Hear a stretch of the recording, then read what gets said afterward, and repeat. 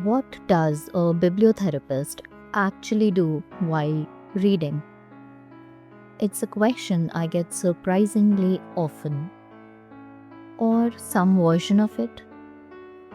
People tend to imagine something highly mysterious. Perhaps I sit in a dark room making notes on 19th century novels while dramatic music plays in the background. I regret to inform you that the reality is considerably less cinematic.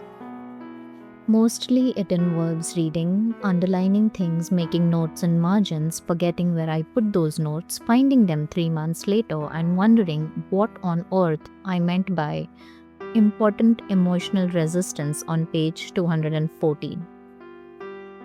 I know, very professional. But the question itself is interesting because I do read differently now than I did before I trained as a bibliotherapist. Not better, just differently. When most people finish a book, they often ask questions like, did I enjoy it? Was it well written? Would I recommend it? All perfectly reasonable questions. I ask those too. But somewhere in the background, there are usually other questions running at the same time. Questions like, who needs this book? Who absolutely does not need this book right now?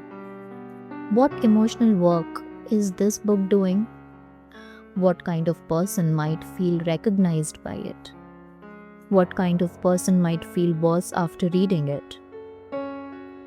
Because one of the first things bibliotherapy teaches you is that there is no such thing as a universally helpful book.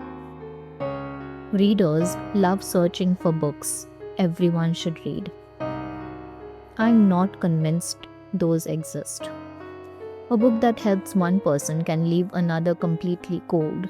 A novel that arrives at exactly the right moment in one life might be the wrong book for someone else entirely.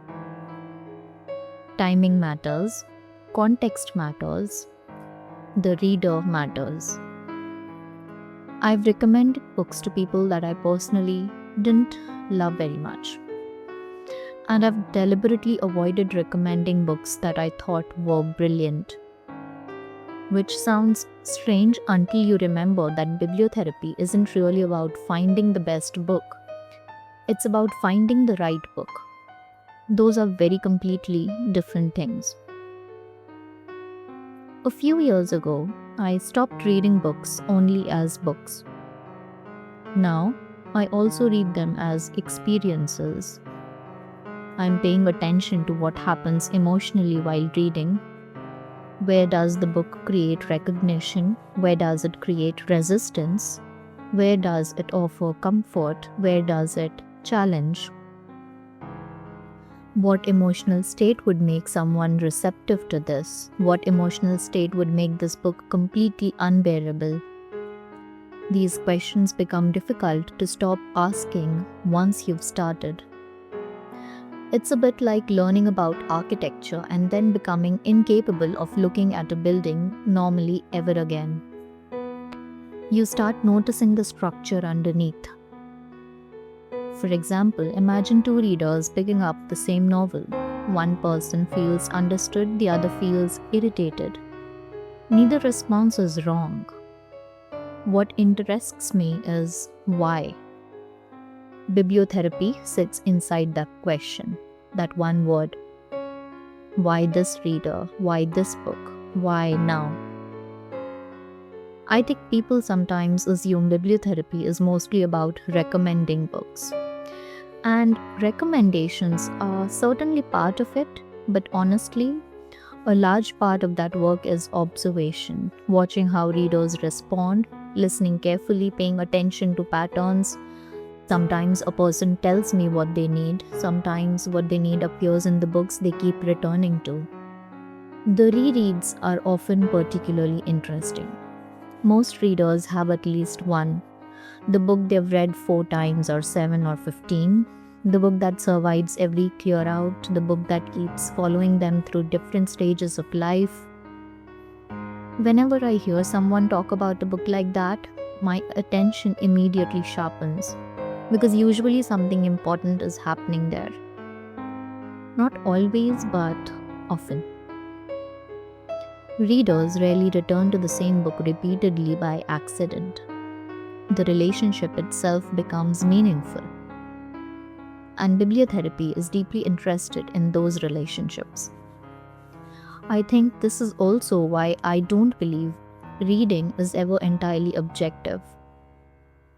People talk about books as though they exist independently of readers. But reading is collaborative. A book brings one set of experience, a reader brings another, something happens between them, and that's the interesting part. Not just what the author wrote, what the reader found, or needed, or recognized.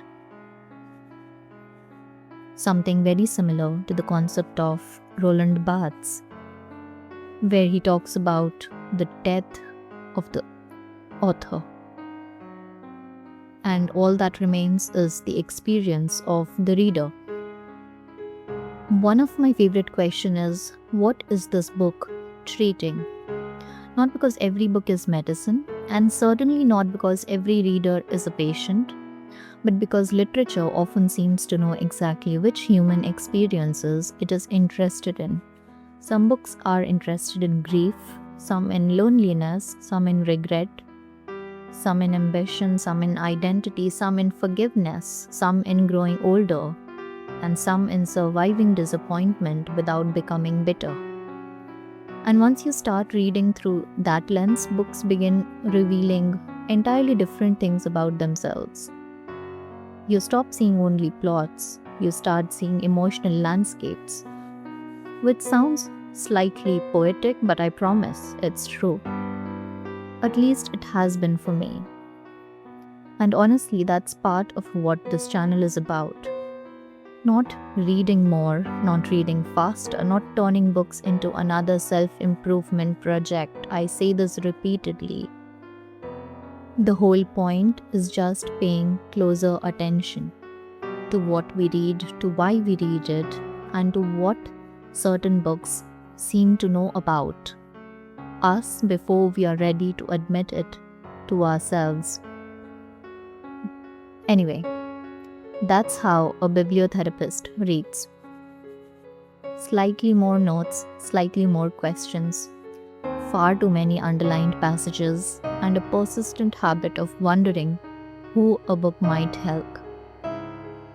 I'll come back tomorrow with something else. I hope you do too.